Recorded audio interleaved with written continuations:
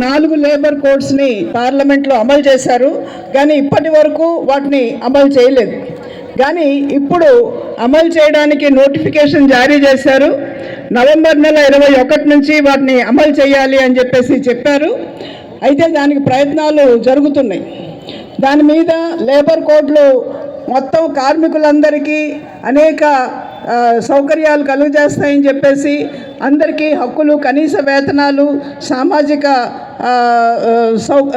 Social security benefits ఇవన్నీ కూడా అమలు చేస్తాయి, పెన్షన్ వగైరా సౌకర్యాలన్నీ అమలు చేస్తాయని చెప్పేసి పెద్ద ఎత్తున ప్రభుత్వం 100 కోట్ల రూపాయలు ప్రజాధనం ఖర్చు పెట్టి ప్రచారం చేస్తుంది.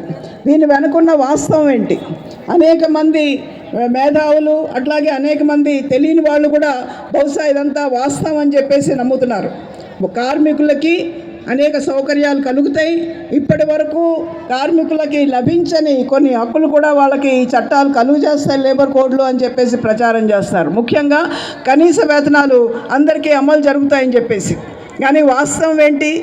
ఈరోజు ప్రభుత్వం అసలు కార్మికులుగానే గుర్తించని వాళ్ళు దాదాపు 1 కోటి మంది ఉన్నారు. ప్రభుత్వ రంగాల్లోనే పనిచేసే ప్రభుత్వ డిపార్ట్మెంట్స్లో మన అంగన్వాడీ వర్కర్స్, హెల్పర్స్ ఉన్నారు. దాదాపు 26 లక్షల మంది ఉన్నారు. అట్లా 26 లక్షల మంది పైన ఉన్నారు. అట్లాగే అనేక ఇతర రంగాల్లో NHMలోనే పనిచేసే వాళ్ళు అనేక మంది ఉన్నారు. నేషనల్ రూరల్ లైవ్లీహుడ్ మిషన్లో పనిచేసే అనేక మంది లక్షల మంది ఉన్నారు. అట్లాగే సమగ్ర శిక్షా అభియాన్ అని చెప్పేసి దాంట్లో పనిచేసే పారా టీచర్స్ వాళ్ళందరూ ఉన్నారు. వీళ్ళెవ్వరినీ కూడా ప్రభుత్వం కార్మికులుగా కానీ ఉద్యోగులుగా కానీ గుర్తించట్లే. అంటే వీళ్ళకి కనీస వేతనాలు అమలు చేసే ప్రశ్నే లేదు. రెండోది, కనీస వేతనాలు అనేది అమలు చేయడానికి ఒక ప్రామాణిక ఇది ఉంది.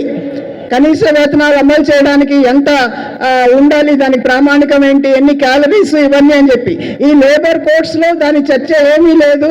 అలాగే కేంద్ర ప్రభుత్వానికి ఫ్లోర్ లెవెల్ మినిమం వేజెస్ అంటే చాలా అట్టడుగున ఉండే కనీస వేతనాలు అమలు చేసే అధికారం. ఇప్పటి వరకు వేజ్ బోర్డ్స్ అనేవి ఉండేవి.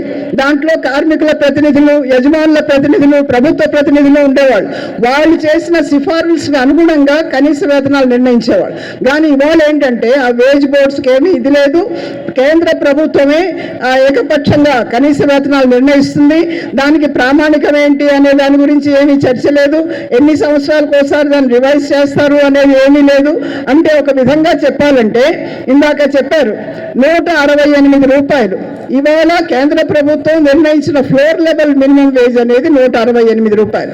అనేక రాష్ట్రాల్లో దానికంటే చాలా ఎక్కువ కనీస వేతనాలు రాష్ట్ర ప్రభుత్వాలు నిర్ణయించాయి. అంటే దీన్ని బట్టి ఏంటంటే ఈరోజు ఒక విధంగా రాష్ట్ర ప్రభుత్వాలకి తమ నిర్ణయించిన కనీస వేతనాలు ఇంకా తగ్గించే అవకాశాన్ని ఈ లేబర్ కోడ్లు అనేవి కల్పిస్తుంది.